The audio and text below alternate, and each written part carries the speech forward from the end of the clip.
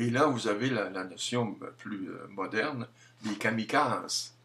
Les kamikazes se tuent et tuent d'autres personnes avec la promesse d'avoir le paradis et 72 vierges à leur service. Comme au Japon, il y avait des kamikazes qui se lançaient sur les porte-avions américains. Alors voilà pour la notion de martyr. Les hommes font les basses œuvres de Dieu. Ça, c'est incroyable. Comment se fait-il que les hommes sont comme ça?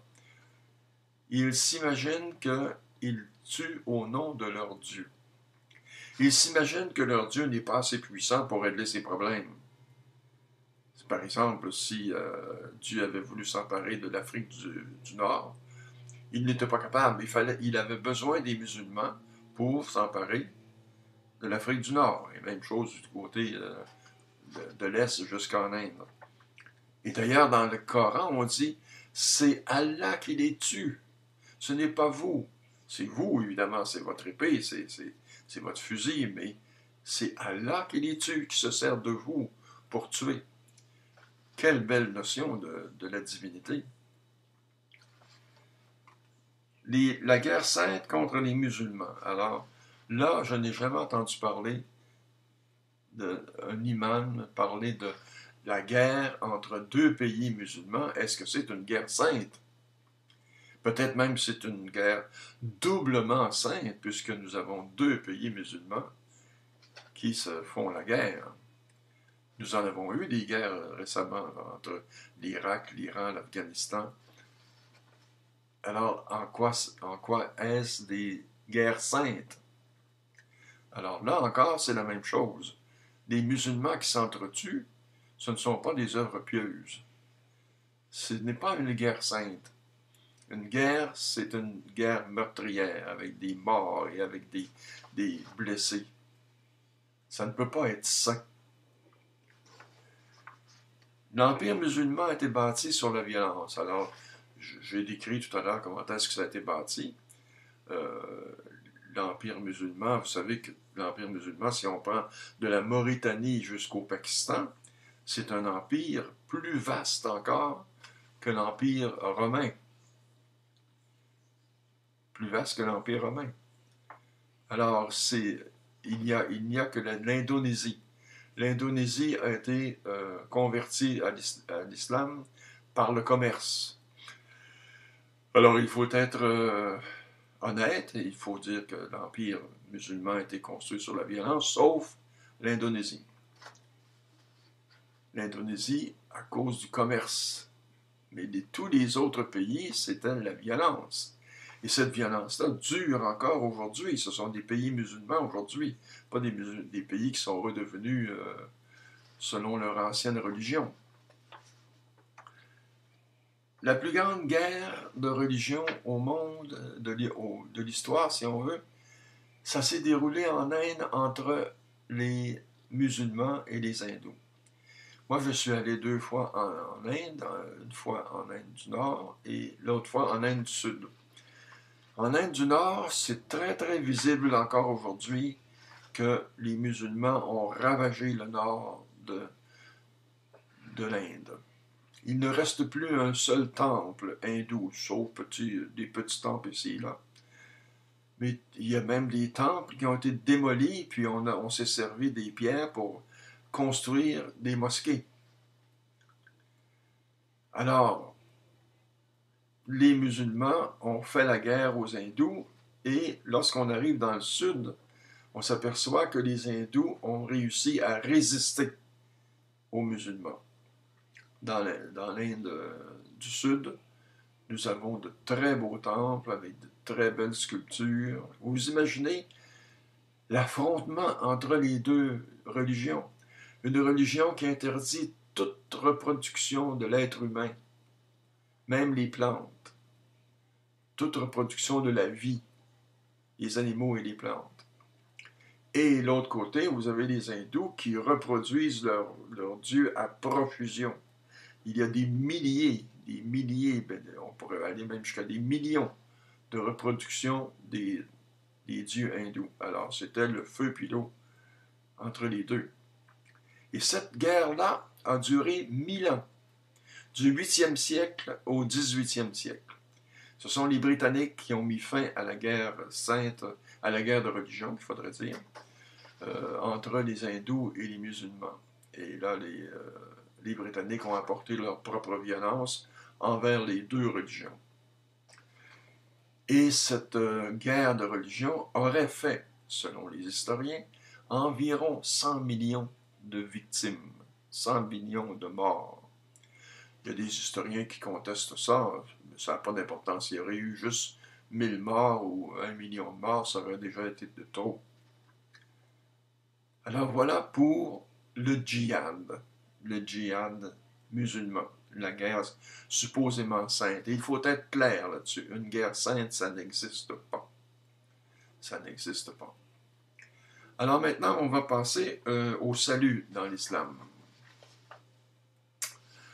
Dans l'islam, la grâce de Dieu est accordée aux humains exactement comme dans le christianisme. 197 de mon livre, on dit très bien, Allah pardonne à qui il veut et il punit qui il veut, car Allah aide de son secours qui il veut. Alors vous avez cette notion-là dans les évangiles aussi. Jésus dit Dieu accorde, le Père accorde la foi à qui il veut. Alors ça veut dire que vous n'êtes pas responsable si vous avez la foi. Et si vous avez perdu la foi, vous n'êtes pas responsable non plus. C'est Dieu qui décide. Et Dieu décide de donner sa grâce à qui il veut. Et ceux qui ne l'ont pas, ben, ils ne sont pas responsables. Alors c'est une espèce de déresponsabilisation parce qu'on veut absolument attribuer à Dieu l'arbitraire de la grâce. Le libre arbitre est bafoué dans l'islam aussi. Il n'est pas, j'ai déjà parlé dans la Bible immorale, que Dieu ne respecte pas le libre arbitre des êtres humains, en commençant par Adam et Ève, et ensuite avec le déluge, ça continue. Et dans l'islam, c'est la même chose. Alors, le libre arbitre, vous n'avez pas le droit de ne pas être musulman. Si vous n'êtes pas musulman, Dieu ne respecte pas du tout votre libre arbitre. Il va vous exterminer, il va vous tuer, il va... Exactement tout ce qu'on a vu dans les 21 versets du Coran qui tuaient la révélation divine. Et puis, c'est surprenant, là aussi dans l'islam, on retrouve la notion du petit nombre d'élus. Là aussi, il y a un petit nombre d'élus. C'est assez bizarre que Dieu se donne la peine de créer les hommes et finalement, il ne va en sauver qu'un petit nombre. Et même dans le christianisme, c'est encore plus bizarre. Dans le christianisme, Dieu prend la peine de descendre du ciel dans la personne de Jésus, de mourir sur la croix, tout ça pour sauver un petit nombre de chrétiens, pas de chrétiens, mais d'êtres humains. Alors, c'est une notion qui est purement humaine. Les humains aiment toujours se faire croire qu'ils sont le petit groupe d'élus et les autres appartiennent à la grande majorité des damnés. On retrouve ça dans toutes les religions. Et très souvent, ce petit groupe d'élus, c'est l'élite de la religion. Alors, les bouddhistes, ce sont les moines, et le peuple, il pourra bien aller où il voudra. Et chez les chrétiens, c'était la même chose. C'est les moines dans les monastères, tout ça. Eux autres, ils vont être sauvés. Ah oui, ça, c'est sûr. Mais le peuple, c'est pas très, très sûr. Tu sais. Ils vont tous aller en enfer. Et ainsi de suite. Vous avez la même chose dans le judaïsme et dans toutes les religions. Le petit nombre d'élus. Et c'est assez incroyable qu'on ait imposé aux mères chrétiennes, et tout comme aux mères musulmanes, de grosses familles. On est contre l'avortement. Alors, on doit avoir tous les enfants que Dieu nous envoie. Et la majorité de ces enfants-là vont aller en enfer. C'est parce que c'est le petit nombre qui va être élu. Alors, pourquoi demander aux femmes et pourquoi demander aux familles d'avoir de grosses familles? Ça n'a aucun sens.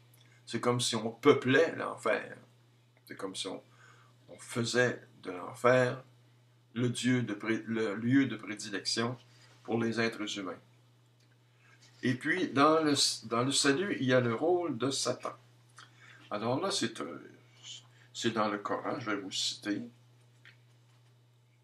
C'est absolument odieux. Alors, il dit à la sourate 19, 86, verset 86, « Ne vois-tu pas que nous avons envoyé les démons contre les incroyants pour les pousser au mal. » Dieu pousse les incroyants au mal avec l'aide des démons. C'est joli, comme tout ça. Où est la miséricorde là-dedans? Qu'est-ce qu'il y a de divin là-dedans? On pousse au mal. Et si vous les poussez au mal, ça veut dire que d'autres victimes vont être victimes, justement, de ce mal. Et puis les élus se réjouissent des souffrances des damnés. Alors ça, c'est incroyable. On retrouve ça dans le christianisme, dans saint Thomas d'Aquin. Thomas d'Aquin, qui n'est pas un saint, justement, dit que au paradis, les élus vont se réjouir de voir les damnés souffrir. Ça, c'est du sadisme. Ça s'appelle du sadisme. Et nous retrouvons la même chose en islam.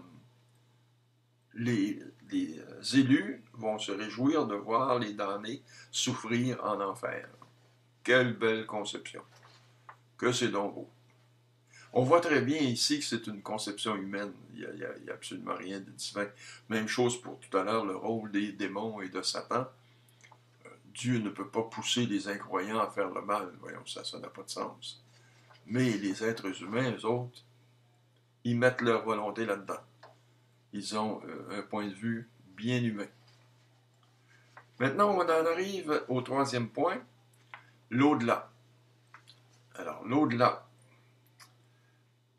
Il y a un jugement dernier, comme dans le christianisme. Mahomet, comme Jésus, ne connaît pas l'heure de la fin du monde ou du jugement, si vous voulez. Alors, page 215, je vais vous citer le verset. Ils t'interrogeront sur l'heure. Pour quel moment est-il fixé? Réponds. La connaissance de cette heure est seulement auprès du Seigneur. C'est exactement la même réponse que Jésus dit à ses apôtres. Lorsque les apôtres lui disent, mais quand la fin du monde va arriver, à quelle heure et quel jour? Jésus dit, aucun prophète ne le sait, même pas le Fils de l'homme. Il se désignait lui-même comme Fils de l'homme. Mais seulement le Père le connaît. Alors vous voyez que Jésus et Mahomet sont prudents tous les deux. Hein? Ils ne s'aventurent pas à prédire l'heure et le jour de la fin du monde. Ils s'en remettent à Dieu. Et dans le cas de Jésus, eh bien, il avoue qu'il n'est pas Dieu, puisqu'il ne le sait pas lui-même. Alors nous avons la même chose dans le Coran. L'enfer céleste. Alors, l'enfer céleste.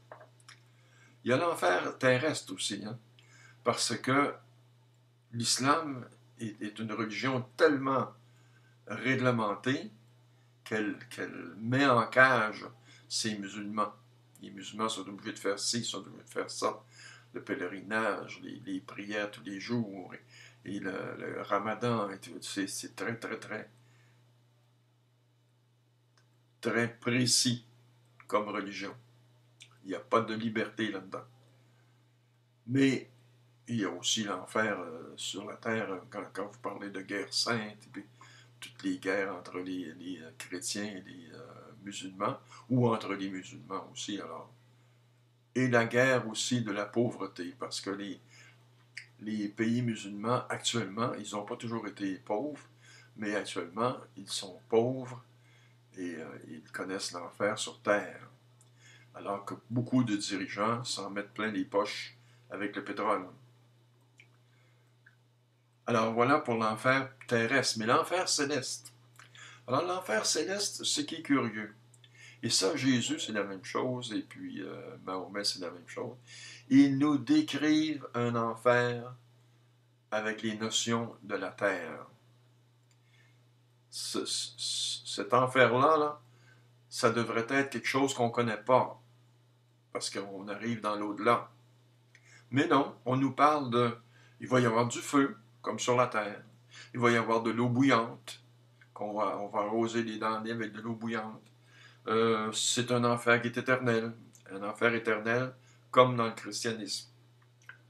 Et puis, là, les corps vont brûler dans le feu de l'enfer. Alors, à un moment donné, le corps est complètement brûlé en cendres et il va être renouvelé par Dieu.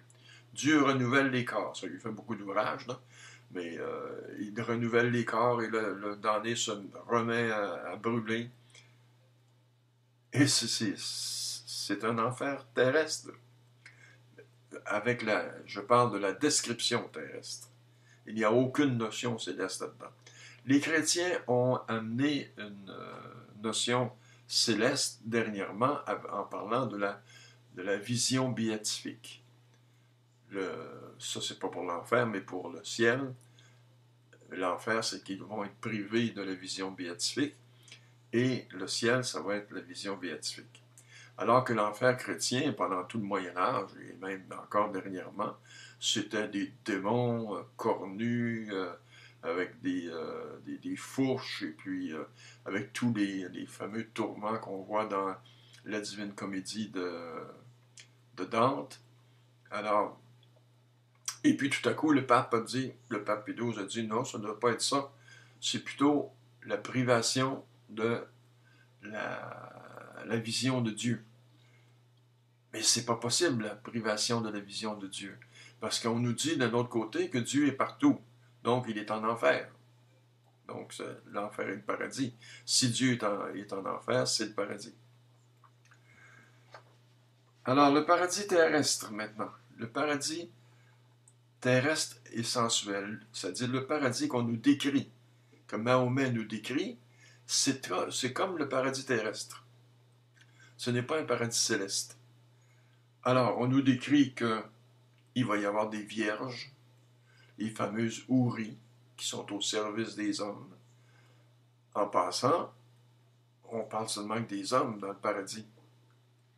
Il semble bien que toutes les femmes aillent en enfer.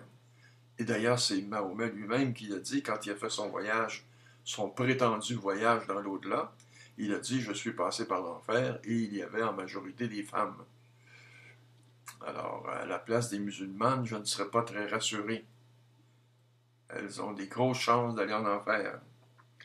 Et puis, il y a des éphèbes aussi. Alors, c'est assez bizarre. Les éphèbes, on a l'impression qu'il y a de la place pour l'homosexualité dans le paradis musulman. Ils sont là pour les homosexuels. Et puis, il n'y a pas d'humaine, ça je l'ai dit. Il y a aussi des palmiers.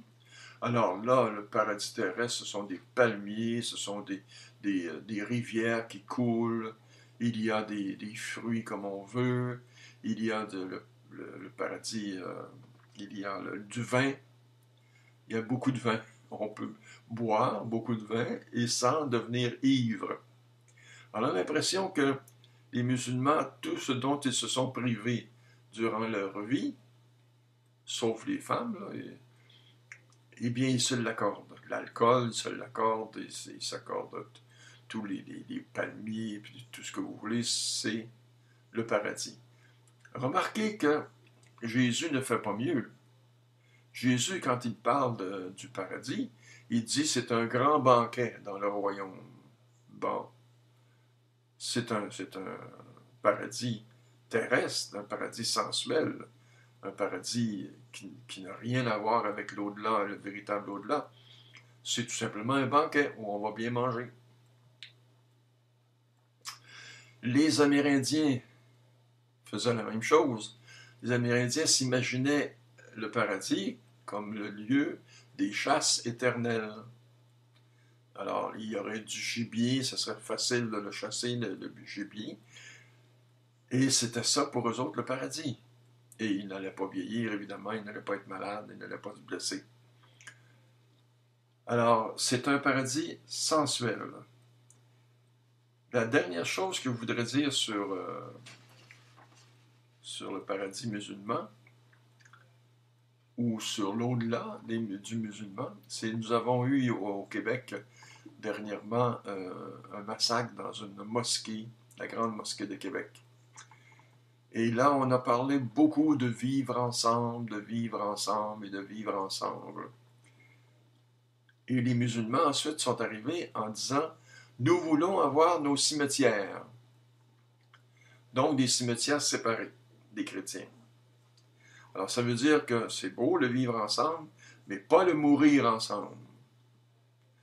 Et là, nous avons une conception qui se retrouve dans le christianisme et dans le judaïsme aussi, c'est que les chrétiens, quand on me parlait, moi, du paradis, on ne disait pas « nous allons être au paradis » si on fait partie du petit groupe, et nous allons être avec des musulmans, avec des juifs, avec des bouddhistes, avec des athées peut-être même.